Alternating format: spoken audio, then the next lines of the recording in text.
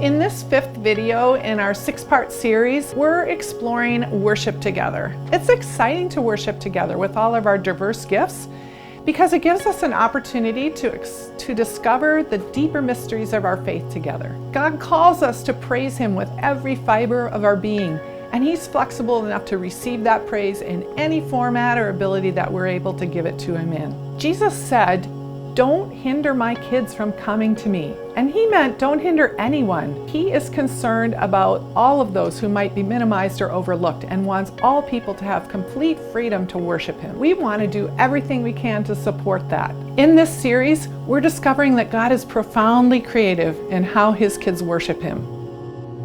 Worship can be challenging for us with Carly because she will occasionally make noises, get restless. As a dad, I'm constantly I'm worried about what other people are experiencing as well. So I'm worried about, is she making too much noise? Is she kicking the seat in front of her?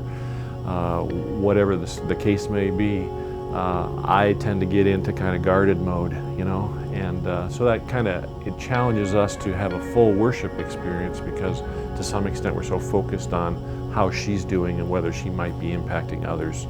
I love being in worship with Carly. I love watching Carly worship. If you've ever seen Carly worship, you know she worships her own special way, and it's probably one of my favorite things to watch. When I used to lead worship at Encounter, Carly would come and dance and make noise and sing, and it was one of my favorite parts was knowing Carly's there, and I could even hear her through my inner monitors, and just knowing she was worshiping with us was such a blessing to me. But the flip side of that is then I'm stressed out, wondering how other people are perceiving it, even though I'm loving it. I love watching Carly worship. Well, the key for us was really having a Saturday night option. Finding people who can help us with Carly on Sunday morning is difficult, but on Saturday night, it's a little easier to find help. And so when we bring a caregiver with Carly so that we don't have primary responsibility for her and we can send her out if she needs to go out. But even having a caregiver, it's still challenging, especially for me, because I am worried about all the other things that could be happening. And so that's been a challenge. That continues to be a challenge. Having Carly in worship with us is just incredibly important to me. As a dad, I want to worship as a family unit. And when Carly's not there, it just doesn't feel the same for us. It doesn't feel like we're a complete unit. She really enjoys being there, and she really experiences it for the most part really fully, like in her body completely.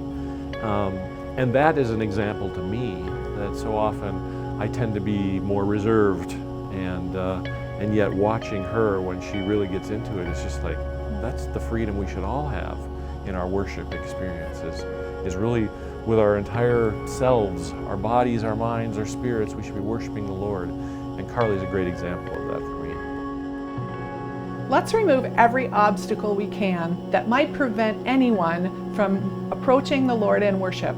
And here's how we can walk that out together. Sit down with someone with disabilities and worship in church with them together one weekend. We assure caregivers and people with disabilities that you want them worshiping with you and that you value the contributions they make, even if sometimes there's distractions. Ask individuals and family members affected by disability how you can be praying for them. Let's put love into action by worshiping together.